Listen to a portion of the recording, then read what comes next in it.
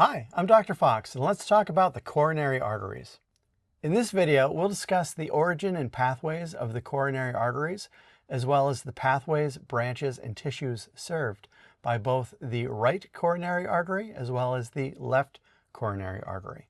We'll talk about heart dominance and its relevance to myocardial ischemia. So the coronary arteries are the only branches of the ascending aorta.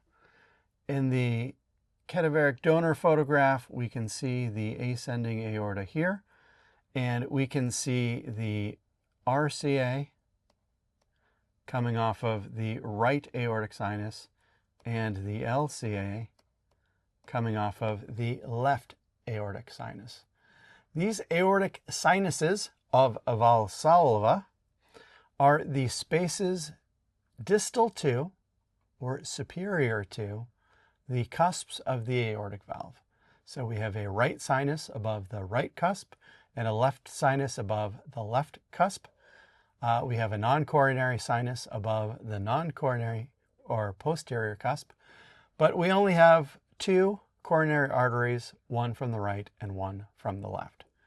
These coronary arteries are going to travel along the coronary sulcus, and they will have branches that will jump out of the coronary sulcus and sometimes go into interventricular sulci and sometimes just travel along the surface of the heart.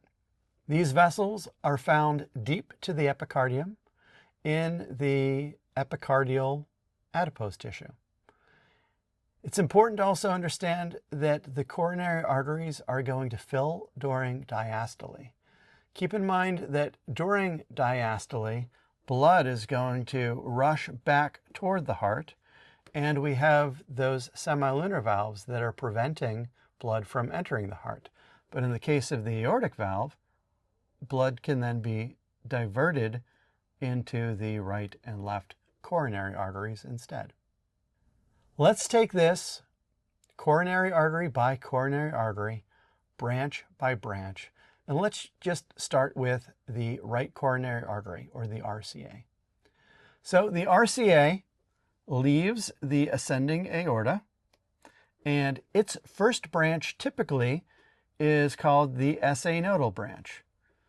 Now this isn't rocket science, it's just anatomy, and so the SA nodal branch is going to serve the tissues around the SA node.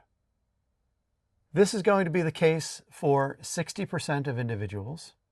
For 40% of individuals, that SA nodal branch will arise from the LCA instead. Continuing on, that RCA goes down along the heart in the coronary sulcus, and its next most major branch is the right marginal branch.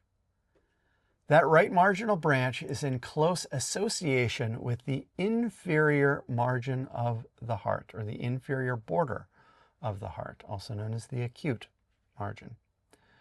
That right marginal branch is going to serve the right ventricle, the walls of the right ventricle. And then if we move from this illustration to this other illustration, so here is the RCA coming down in that coronary sulcus, and right about there, it turns the corner and it heads towards the crux of the heart. Recalling the crux of the heart is where the coronary sulcus meets the posterior interventricular sulcus. And here at the crux, the RCA is going to give off two branches. There will be an AV nodal branch that is small and goes deep into the heart, and a posterior interventricular branch, also known as the posterior descending artery, the PDA for short, that runs along that posterior interventricular sulcus. The AV nodal branch supplies the tissues surrounding the AV node. The posterior interventricular branch, or the PDA, supplies the interventricular septum and walls of the ventricle.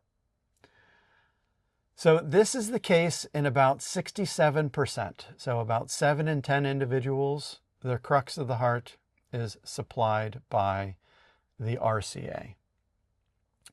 In the remaining percentage, the crux of the heart may be supplied by the RCA with the LCA or just the LCA, as we'll see. But let's take a look at what's happening with the LCA. The left coronary artery exits the ascending aorta.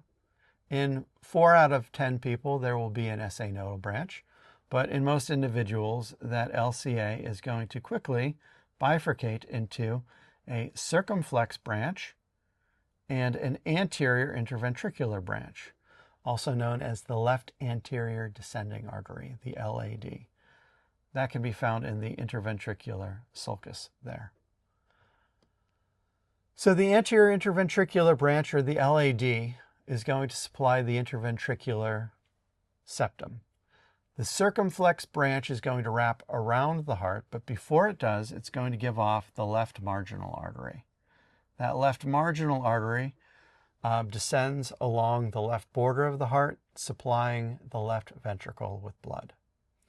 And at this point, we can pick that up right here on this other illustration, the circumflex branch wraps around the heart and it variably terminates. Sometimes it gets to the crux of the heart. In most cases, it does not. But that circumflex branch will continue to serve the left ventricle. Let's take a look at this donor cadaveric heart. We could rotate it around and show some of the portions to it. I'm going to tilt it like so.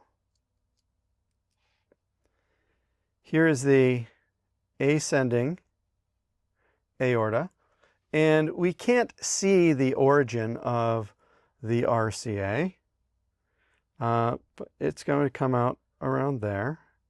And then there is the SA nodal branch going to the SA node, and the RCA is going to continue on down this way, and it will give rise to the right marginal branch, which serves the right ventricle along the inferior margin of the heart.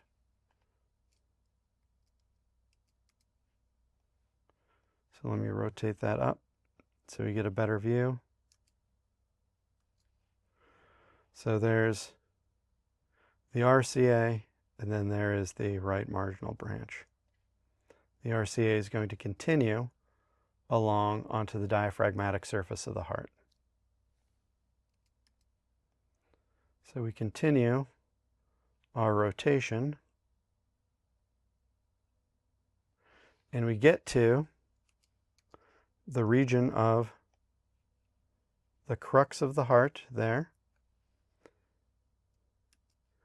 And here's the RCA coming along. Here's the posterior interventricular branch serving the interventricular septum. And here is the AV nodal branch serving the tissues surrounding the AV node. Let's go back to anatomical position, and we're going to rotate a little to the right and a little superiorly. And there's our LCA coming down. And there's our anterior interventricular branch. And it actually has 2 branches there.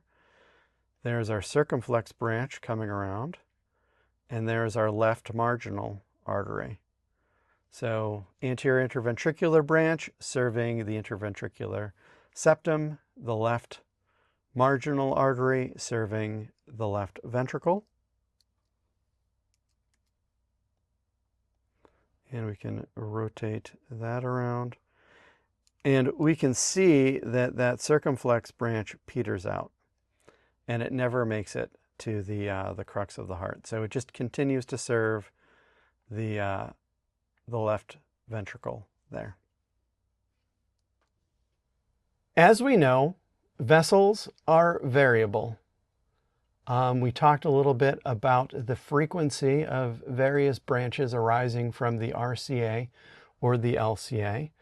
And we talked about the crux of the heart, where the coronary sulcus meets the posterior interventricular sulcus, and what that means for if the RCA or the LCA gets to that area. So there is a concept known as heart dominance, and heart dominance refers to the primary blood supply to the crux of the heart. And a heart may be right dominant, codominant, or left dominant. A right dominant heart is supplied by the RCA to the crux. A left dominant heart is supplied by the LCA to the crux. A codominant heart has both the RCA and the LCA supplying the crux of the heart. Now, this has particular significance with respect to outcomes when there's myocardial ischemia. If there is a reduced flow of blood to the crux of the heart, say via atherosclerosis or coronary artery disease, in an individual with left dominance, both their anterior interventricular branch and posterior interventricular branches, so both the anterior and the posterior branches, which is the entirety of the blood supply to the interventricular septum, could lose blood if there's an occlusion of the LCA. So in a left dominant heart, if there is a total occlusion of the LCA, you lose all blood supply to the interventricular septum. What can be found in the interventricular septum? Well, the bundle of His and the bundle branches. So you could knock out all of the blood supply to the myocardium that hosts the conductive pathway to the ventricles. In a right dominant heart, the posterior interventricular branch is from the RCA. The anterior interventricular branch is from the LCA. And so you have two sources of blood to the interventricular septum.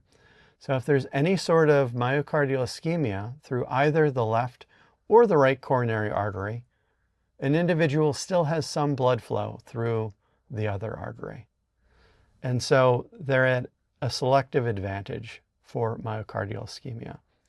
Those that are codominant will have blood flow from both LCA and RCA, and they would have collateral blood flow and even more of an advantage in those cases.